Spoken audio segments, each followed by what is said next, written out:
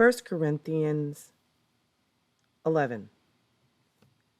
Head coverings. I want you to pattern your lives after me, just as I patterned mine after Christ. And I gave you full credit for always keeping me in mind as you follow carefully the substance of my instructions that I've taught you. But I want you to understand that Christ is the source of every human alive. And Adam was the source of Eve, and God is the source of the Messiah.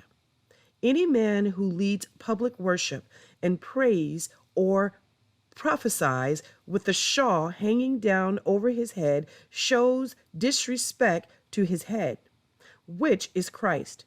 And if any woman in a place of leadership within the church prays or prophesies in public with her long hair disheveled, she shows disrespect to her head, which is her husband. For this would be the same as having her head shaved. If a woman who wants to be in leadership will not conform to the customs of what is proper for women, she might as well cut off her hair. But if it's disgraceful for her to have her hair cut off or her head shaved, let her cover her head. A man in leadership is under no obligation to have his head covered in the public gatherings, because he is the portrait of God and reflects his glory. The woman, on the other hand, reflects the glory of her husband, for man was not created from women, but women from man.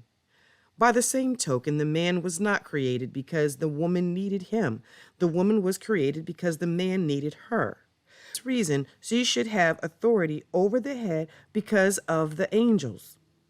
So then, I have to insist that in the Lord, neither is woman inferior to man, nor is man inferior to woman.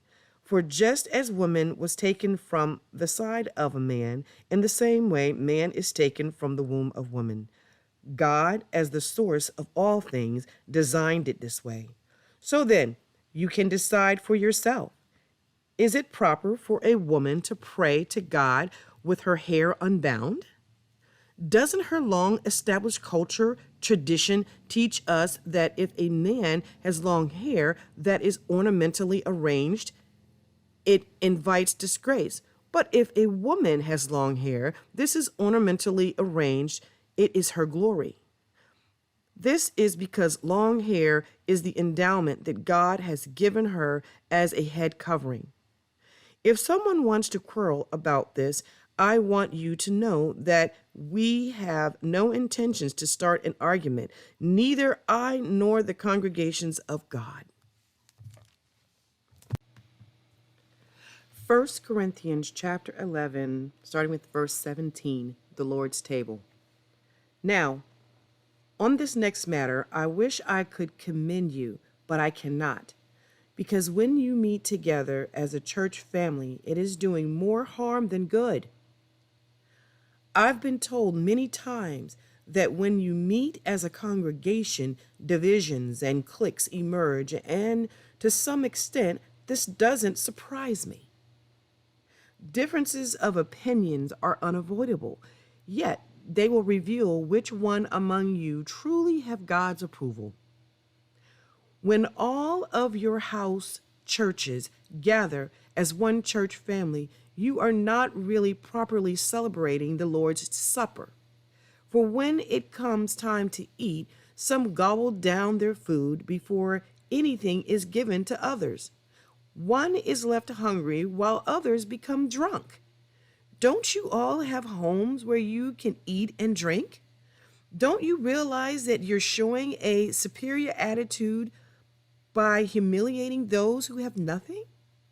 Are you trying to show contempt for God's beloved church? How should I address this appropriately? If you're looking for my approval, you won't find it. I have handed down to you what came to me by direct revelation from the Lord himself. The same night in which he was handed over, he took bread and gave thanks.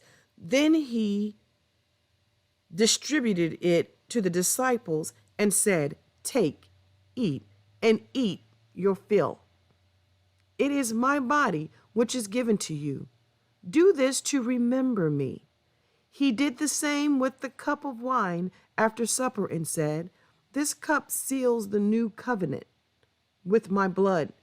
Drink it, and whenever you drink this, do it to remember me. Whenever you eat this bread and drink this cup, you are retelling the story, proclaiming our Lord's death until he comes. For this reason, whoever eats the bread or drink the cup of the Lord in the wrong spirit will be guilty of dishonoring the body and blood of the Lord. So let each individual first evaluate his own attitude and only then eat the bread and drink the cup. For continually eating and drinking with the wrong spirit will bring judgment upon yourself by not recognizing the body. This insensitivity is why many of you are weak, chronically ill, and some even dying. If you do not sit in judgment of others, you will avoid judgment yourself. But when we are judged, it is the Lord's training so that we will not be condemned along with the world. So then, my fellow believers, when you assemble as one to share a meal, show respect for one another and wait for all to be served. If you are that hungry, eat at home first, so that when you gather together, you will not bring judgment upon yourself. When I come to you, I will answer the other questions you asked me in your letter.